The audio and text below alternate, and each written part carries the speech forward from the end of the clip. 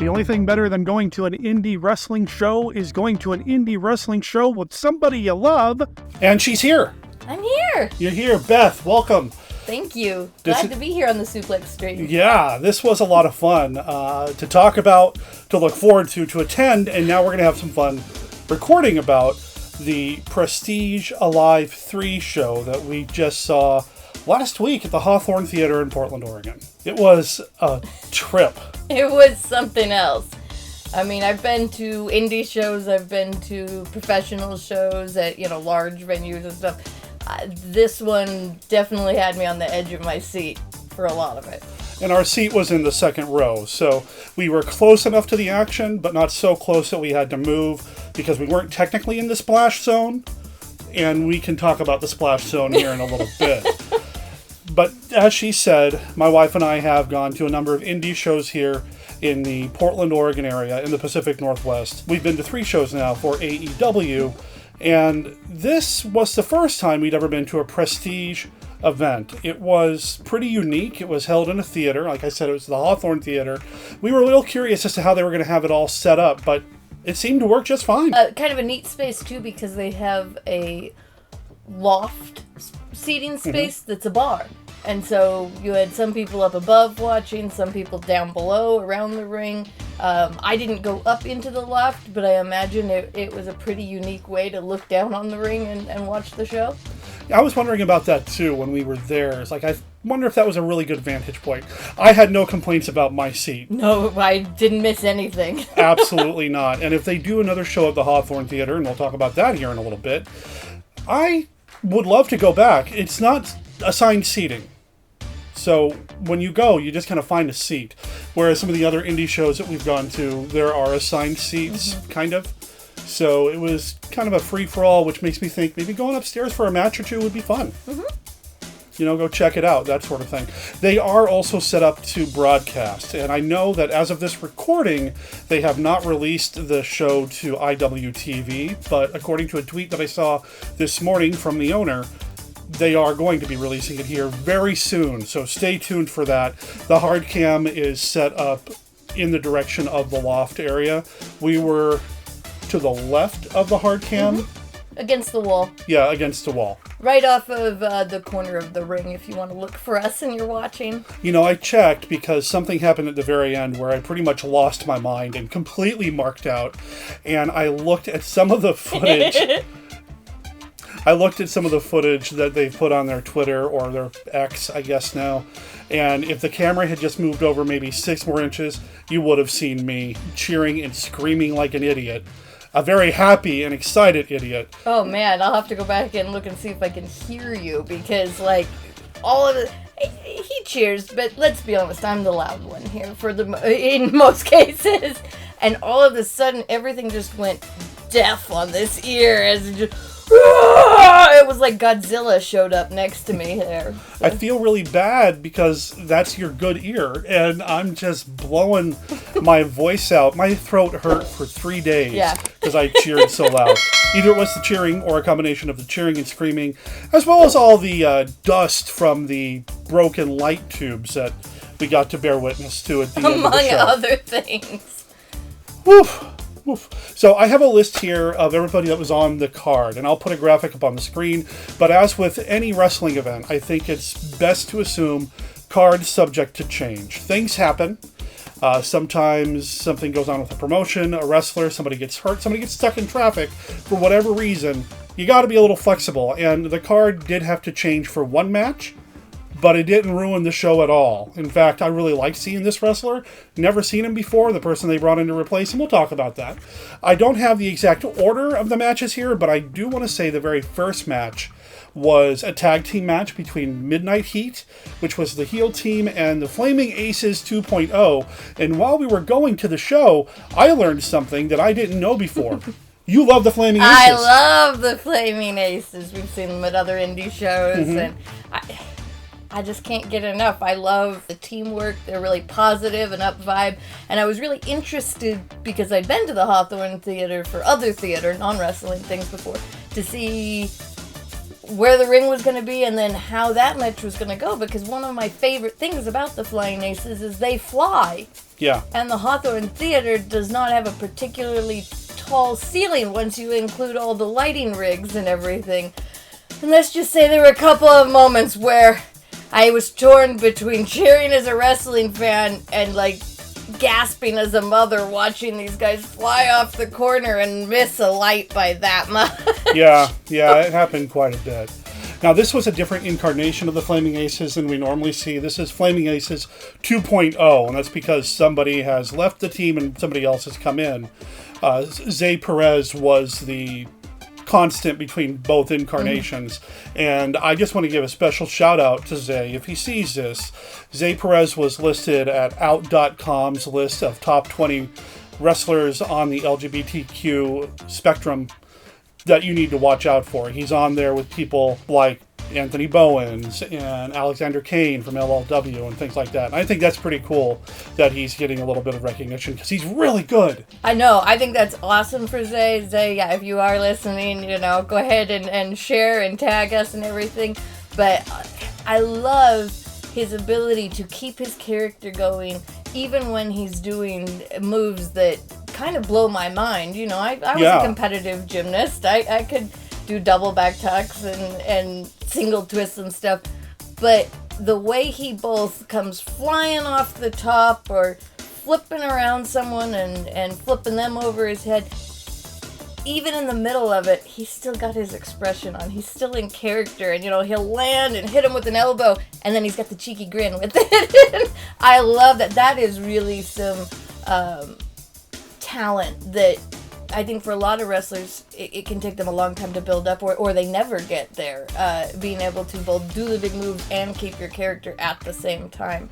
Really impressive. I think we're going to see some amazing things from this young man. I loved it. I loved watching you get so excited. I loved seeing the crowd react so positively and strongly to this team that we really like, as well as react negatively, in a good way, I mean, it's part of the show, to the Midnight Heat. And while I don't think we want to spoil who won what match, even though Prestige did kind of spoil the main event a little bit on their social media, something happened at the end of this match that I thought was very interesting. Okay. Midnight Heat are billing themselves as being the best tag team around, and they're going to challenge anybody. It's the typical, bring it on if you think you got it, if you think you can beat us, come on out, that sort of thing. But then they ended their promo by saying, top guys, out. Now, we watch AEW. We do. We know that's FTR's catchphrase. I don't know if this is something that's planned. I don't know what the deal is, but if FTR is going to show up at Prestige Wrestling at some point, I'm so there. That would be amazing to see. Now, unfortunately, Dax from FTR is dealing with an injury right now. Which is the perfect time to show up for the local thing. Come on, Dax. But he's hurt. You don't want him to work hurt. I mean, maybe he could be the guest referee. Oh, okay.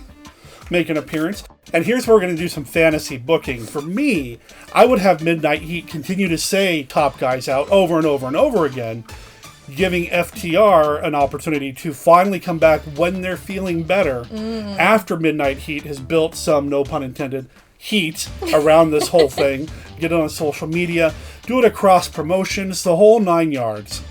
And then have FTR come back. Even playing to the whole, well, how can they be top guys if he's hurt? That sort of thing. Yeah. That's how I would do it if I was booking this thing. So that's let me take my fantasy booker hat off and get back to the matches. But that was a lot of fun. We had Elliot Tyler versus Guillermo Rosas of C4. Which is another local tag team that we really like, and it's just awesome to see people that we recognize and be exposed to some new wrestlers that we've never seen before. I really had fun, especially watching Guillermo, because he reminded me a lot. I don't know if you know, my younger sister wrestled in high school. I didn't know that at all. And like Guillermo, lower center of gravity, so it's a whole different style of wrestling. He's still got the flexibility, he's got the strength, the speed is impressive. But yeah, with that lower center of gravity, it changes how they have to manipulate the other guy. You know, it's not as easy to just pick him up over your head. You might have to flip him around or different things. Yeah. And he really makes the most of his strengths, and I really felt like did a great job of using mat work and going in and out of the mat to keep control when he had it in the match. Do you want to say that one? Los Suavecitos versus Reloaded. Now, these were two teams that I'm not familiar with, but I ended up really enjoying. Say it again. Los Suavecitos from Los Angeles. Is that where they were from? They were from Los Angeles. Yeah. I really liked them. This was a team, like I said, that I've never seen before. Both of them. Wasn't really familiar with their work, but they were very entertaining. They did some really good character work, and sometimes I worry. You were talking about character plus, having the skills. Yes. Sometimes I worry a wrestler will come in and they're all character, but they don't have a lot of the wrestling skills to back it up. I didn't see that at all in any of these matches here. There was a great blend of talent and skill, athletic ability and charisma, and these guys really had it. I really liked that. Especially I was really having a great time during the match, and I really would love to see Los Suavecitos against maybe like the Acclaimed or trying to think of one of my other favorites. I mean, I think it'd be funny to see them come in and go to town on certain EVPs that have been misbehaving lately. But I really think them and the Acclaimed could be a really neat matchup because of the two different dynamic styles of wrestling that they both do. Yeah. Wow. I like that. Now you're wearing your fantasy booker hat. Now I'm wearing my fantasy booker hat. Is that something y'all would want to see here on the Suplex stream? Is fantasy booking? I know other channels do it, so I didn't know if that's something I should do here. Let me know if that's something you'd be interested in here when you go down below and leave a comment after you've hit like and subscribe. All right. Alex Shelley versus Jaden. Jaden! I love me some Jaden. He's fantastic, and he's got this superhero vibe. He is definitely a hero in Portland wrestling. Yeah. It's really neat. It's easy, I think, sometimes to be the bad guy. And I'm saying that as someone who has played the bad guy on TV and film and stage, and it's easy to be the bad guy. But to properly sell a face, a good guy persona, and to really embody it and live it is impressive. And then to be so talented that at the end of the match, the other guy wants to make a point of saying how he wanted to wrestle you. He asked for the match. He wanted this match. I think that really shows not only a lot of respect for Jaden, but it shows that I think there's more to come for him. The other guy being Alex Shelley, who is a veteran. When I started getting back into wrestling, I'd say maybe about 15 years ago or so, I watched TNA, then Impact, then TNA Impact, then Impact Wrestling, and I think they're back to TNA now. And Alex Shelley and Chris Sabin, the Motor City Machine Guns, were mainstays there. They were TNA originals as far as I'm concerned. They're fantastic. And I'm a huge fan of Alex Shelley and Chris Sabin. They've been champions everywhere they go. And to see Alex and Jaden do their thing and to hold their ground against each other as equals, so good. And I think it was quite an honor for us to be able to see that match. Alex Shelley did say at the end of the match that he's got one more match coming up with Prestige before he's got to go away for some reason. I suspect this some reason is the rumor that he's been signed to AEW along with Chris Sabin. Fingers and tentacles crossed. Yeah, it would be amazing to see him there. They've done some stuff there before. Yeah. They've shown up with like Jeff Jarrett and Jay Lethal and Sanjay Dutt, other TNA originals. We haven't seen a lot of lately. Not to switch tracks, but we haven't seen a lot of Jeff Jarrett's group lately on AEW, I was noticing. And so I wonder if maybe they've taken some time off, and now with them coming back, maybe that's part of... Well, we've seen Sanjay get a push, but you're right. The TNA core group, yeah. You mean Sutton? I meant Sutton. Read into that whatever you want. Okay. Derek's just intimidated by anyone taller than him. Wow. All right. Not many are, to be fair. I have a list here, ladies and gentlemen, of all the matches, but I want to skip this one and go to the Sinner and Saint versus Hammer Brothers match real quick. Oh my gosh, the Hammer Brothers this time. And that's, holy cow. That's why I want to bring it up, because you said something earlier about to be a face and to do it well, to be a baby face and to do it really, really well. We've seen the Hammer Brothers, and they've been the heels, the villains. To see them... Quite firmly the villains. Oh, Not yeah. like on the line. No, they were villains. And these guys have a pretty big following in the area. They're the brothers of construction. And they have the hard hats and the safety vests and the jeans and stuff. But they have such a following that multiple people who clearly did not come together in the audience had inflatable hammers, and somebody had an inflatable, like, saw. It looked like a saw, but it was like blow up, you know? I mean, hard hats themselves. People came in that looked more like a Hammer Brother than the Hammer Brothers. You said that even. Yeah. You know? So these guys are kind of a big deal, but this is the first time I'd seen them as faces. Yeah, to see them as a baby face was really interesting, and they did it so well. I loved it. I want to see them as faces all the time now. Exactly. I want more of that. You know, Jack and Sledgehammer, the Hammer Brothers, man, they were great. And they were one of the two of the three wrestlers that were available in the very small merch area to chat with after the show. And of course, I got a picture. I'll post it here. I posted it on my social media already, but I got a picture with them, and they were just great to chat with, really friendly. I bought some merch. Happy to have met them that way, and I can't wait to see them do more. I really want to see them as baby faces. I really do. You know, and Jack's great. He's been great well. I really appreciated the difference in Sledge's wrestling this time. I felt like he was lighter on his feet. I felt like he got more moves in. He wasn't just there to smash down, you know, to Hulk smash. Yeah. One or two guys, you know, a couple times, and he really, really wrestled, and I hope to see even more things from him. He's looking better and better each time we've seen him. One of the first times we saw the Hammer Brothers wrestle at a different show, Sledge terrified us because we were sitting in the front row, and he was on our side, and he was on the outside of the ropes, on the apron, and somebody kicked him or hit him or whatever, and he grabbed the ropes and leaned back. Oh boy, was I glad those ropes held, those cables held. Because he basically sat in our lap and the rope. He's a big dude. He's a big dude. I mean, that's the gimmick. But man, he terrified me, and he was such a nice, cool, chill dude. Yeah. Man, it was great to see him. The other person that was really cool and chill and was available in the merch area was Amira. Oh, we love you, Amira. Amira's fantastic.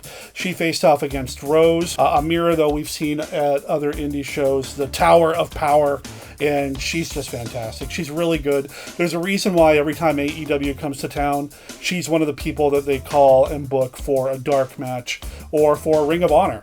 And she's just amazing, and again, couldn't have been friendlier. That was a fun match too, because two very different styles of wrestling to compare to, like, someone in AEW.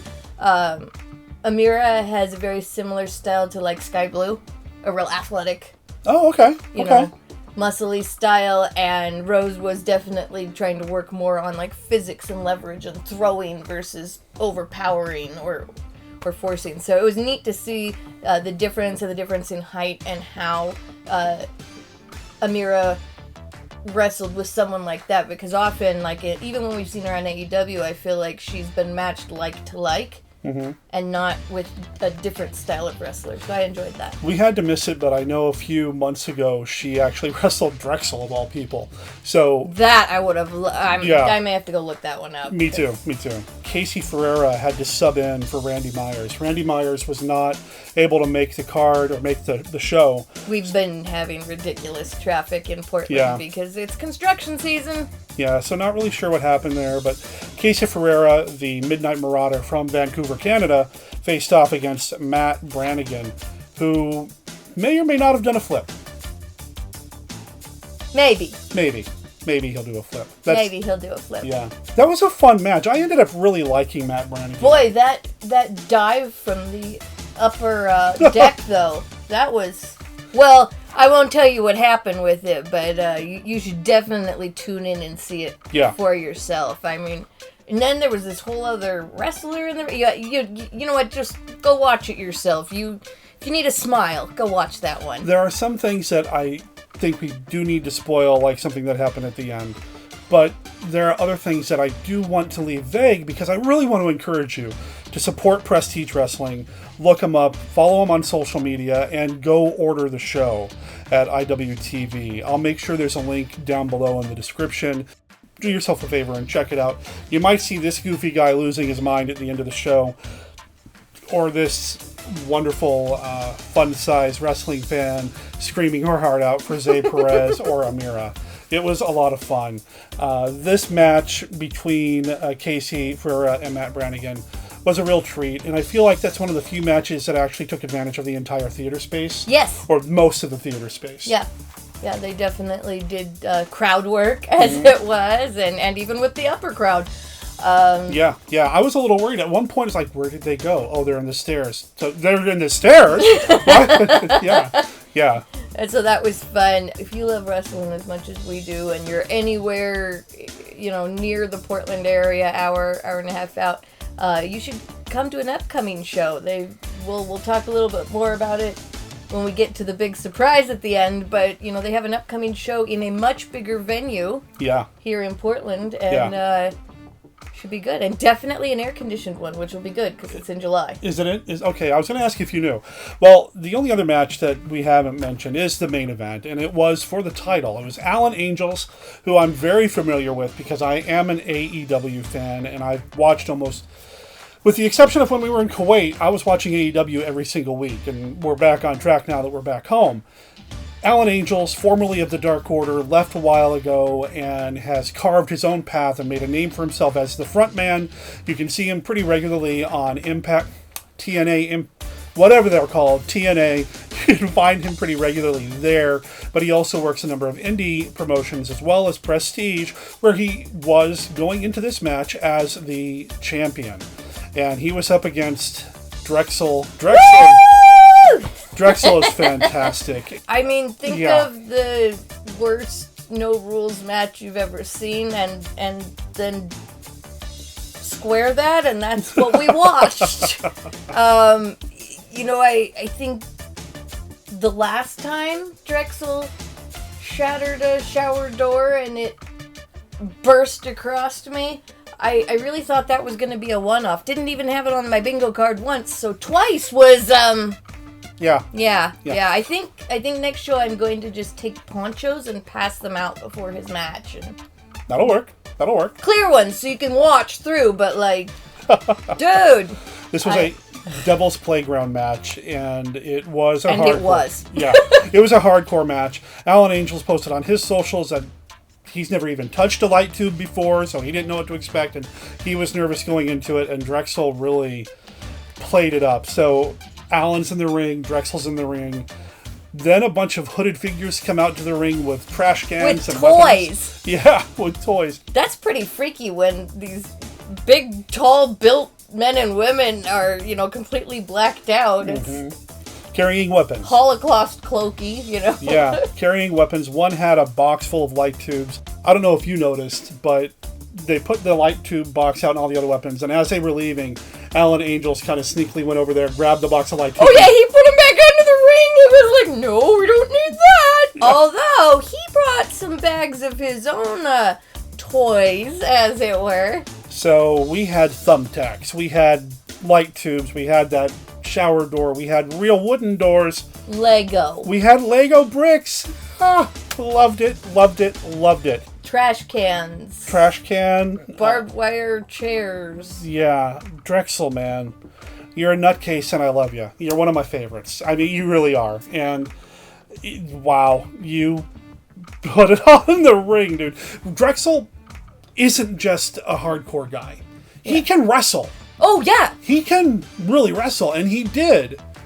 But he's also a hardcore guy. So when he pulls out the staple gun and starts stapling dollar bills to his opponent, yes, it's awful to see, but on the other hand, you're like, well, that's Drexel. That's so Drexel. Dollar bills volunteered by the crowd, to be clear. I hope they got enough to at least buy a drink or two after the show, because they deserve it. Of course, my favorite move that he does that's just the most savage thing ever. The paper cuts? The paper cuts. Oh. It was fantastic. Yeah, it was so really good. was. It was so crazy, so good. I mean, there was not an inch of mat left clear when they were done. No. In fact, if you check out the Suplex stream on Facebook, the profile image is a shot of the mat after the match was over. It was crazy.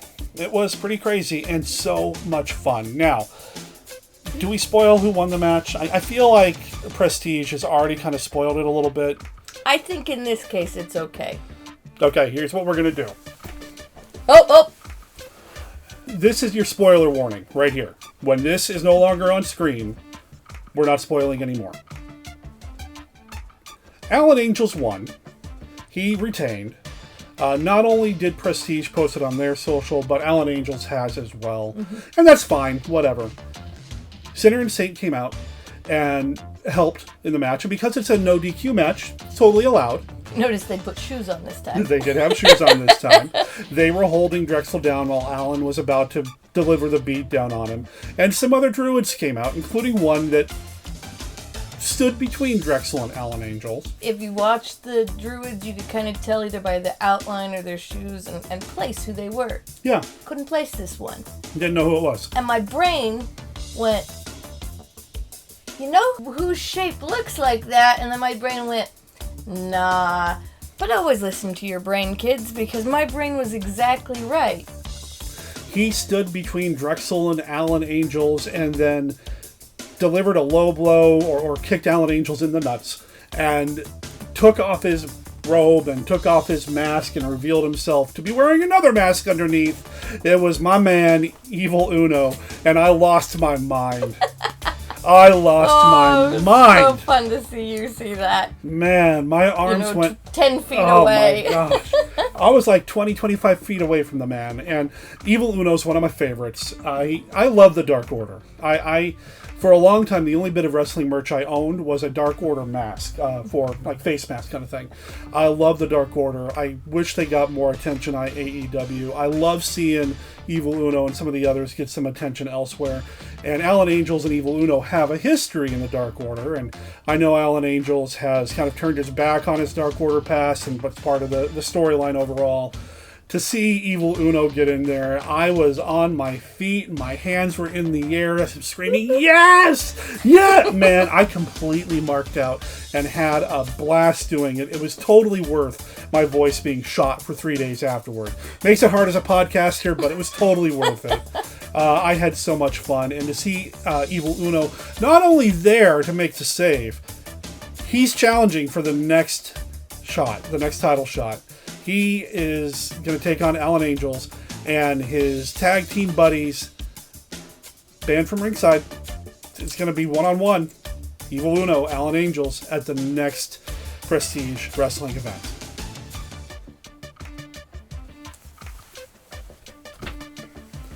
Speaking of that, the next Prestige show coming up on July 12th, so less than a month away, at the Viking Pavilion on the PSU campus. It's an arena, and should be a pretty good show. It's a 3,000 seat arena, so a lot bigger than the few hundred seats we had at the Hawthorne.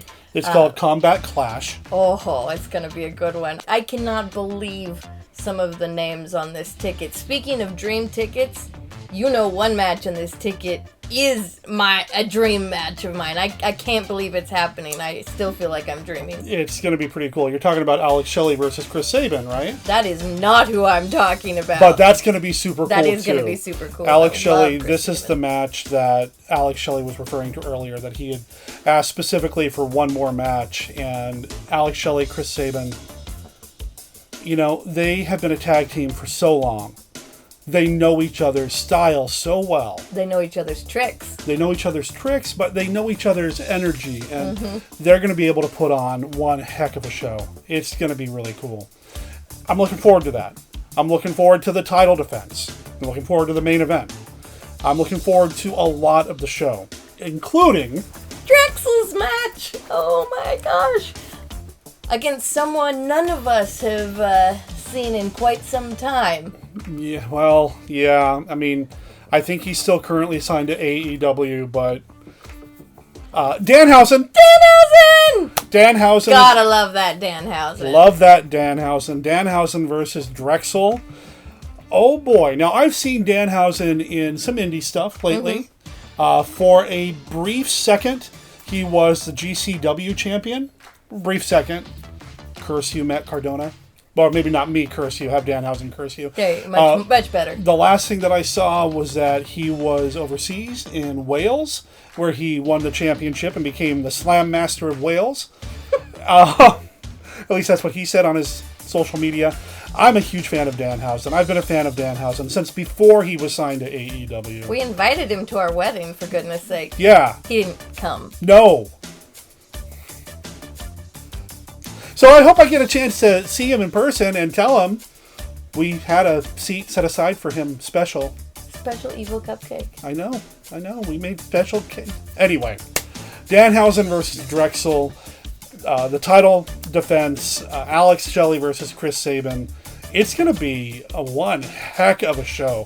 Combat Clash, what day did you say it was? July 12th. I'll make sure there's a link down in the description below as well. You can buy tickets now. You got to come with it, because I don't know about you, but we got to see this, right? We have to see this. I cannot miss. This is going to be like Dracula battling Ragnar Lothbrok, and I don't even... What? Danhausen and Drexel, I'm trying to mention. Yeah, no, Ragnar... Oh, because he's got the Viking, he's got that. Okay. Yeah. Okay, maybe more like Floki, but it should be amazing and a blast and bloody and ridiculous. Well, it doesn't even have to be bloody. So much face paint. Yeah, I mean... That's a really good point. Yeah. That's a really good point. The thing about Drexel is he got face paint on, but by the time the match is over, so much has been rubbed off. Or bled off or whatever. But Danhausen, well, he wears human makeup, so that's his real face. So maybe the weird... Anyway. Yeah. I'm looking forward to it. These Fanhausens are looking forward to it. Yeah. Not just for that match, but for everything. And, we really do love indie wrestling. And I want to say big thanks to Prestige Wrestling for turning us into fans. Huge fans. Yeah. They did have a small merch area set up at the Hawthorne Theater. And I know some of it's restricted by space. They couldn't have put every wrestler in there. They didn't have a lot of merch available for sale. The Hammer Brothers had a stand. Amira was available, and she was selling stickers and signed 8x10s. They had some Prestige Wrestling merch, and I think I saw some stickers for Drexel, maybe temporary tattoos. But that's about it. So there wasn't a lot of wrestler merch there, which we have seen more of at other indie shows. But if they're in an arena... more space. Oh, yeah, there's definitely space. I hope they can spread out, and I hope there's an opportunity to meet some of the other wrestlers as well. Although, if the Hammer Brothers are there, I'd love to get another picture and hang out with them a little bit more. They seem like a lot of fun. Well, remember, if you do come, do bring a few bucks, and, buy a sticker, buy a shirt, get an autographed picture, because these guys are, at this point, doing it mostly for the love of wrestling. Yeah. Every sticker you buy, every pin...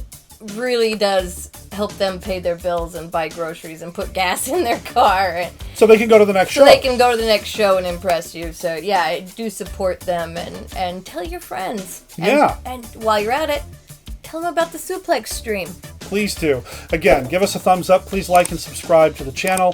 We've got more indie wrestling that we're going to be covering here on the Suplex stream with my indie watch videos. I'm going to be doing a top 10 reasons why you should watch indie wrestling video here soon as well. I've got a few other ideas coming up on the channel. And again, let us know if you want to see some fantasy booking videos. I think that would be fun to get into if you're interested in checking it out.